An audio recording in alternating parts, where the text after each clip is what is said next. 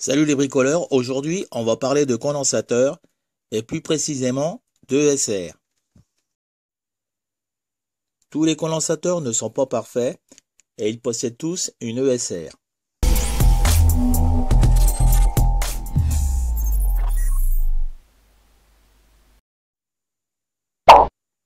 Donc le condensateur possède une résistance en série. Donc c'est cette résistance en série qui augmente avec le temps et cela est dû au vieillissement de l'électrolyte et aux conditions de fonctionnement.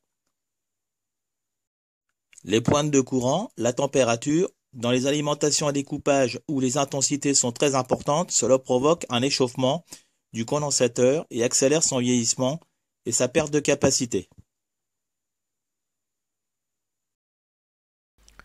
Le SR va absorber tous les pics de courant qui sont fréquents sur les condensateurs de filtrage. Plus un condensateur compense en tension, plus il génère de gros pics de courant.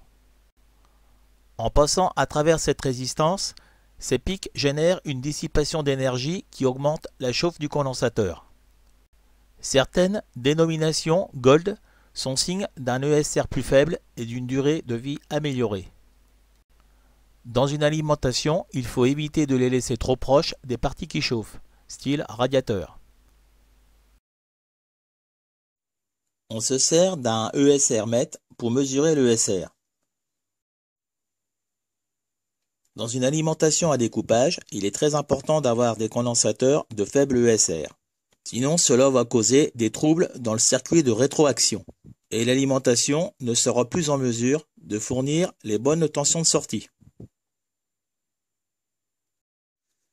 Il est bon à savoir qu'il existe des condensateurs spécialement conçus pour les alimentations à découpage, donc des condensateurs de faible ESR.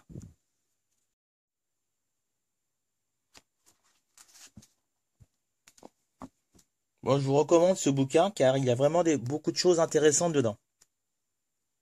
Voici un extrait du livre. Donc là, on a les symboles des composants. Un lexique anglais-français. On a aussi des formules.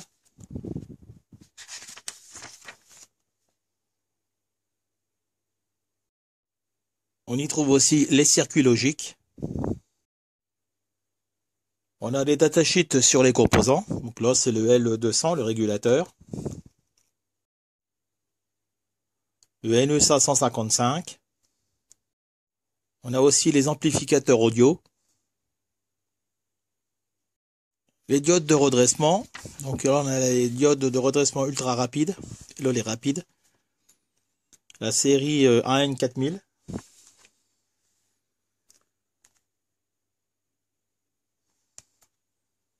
À l'époque, il valait 287 francs.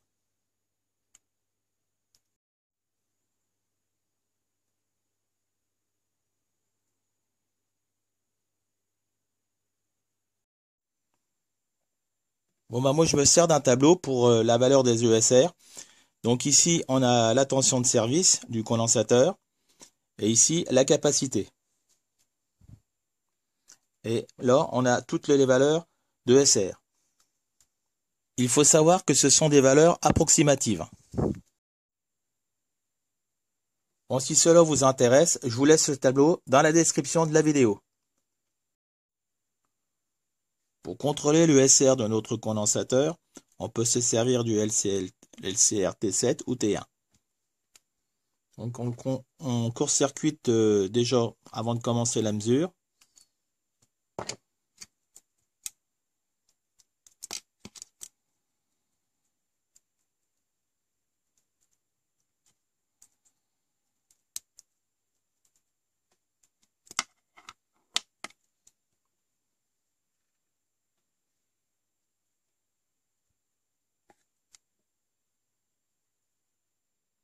Donc on trouve un ESR de 0,15 ohms.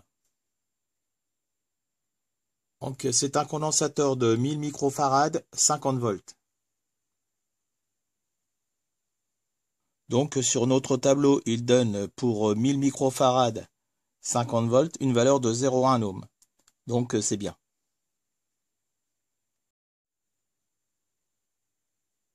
On peut se servir aussi du LCR T4.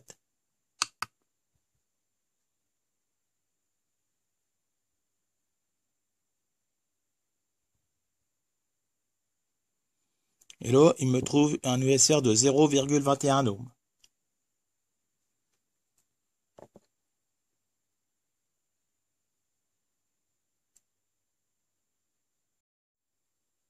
Et n'oubliez pas de temps en temps de faire un étalonnage de vos appareils. Je vous laisse le lien de la vidéo dans la description.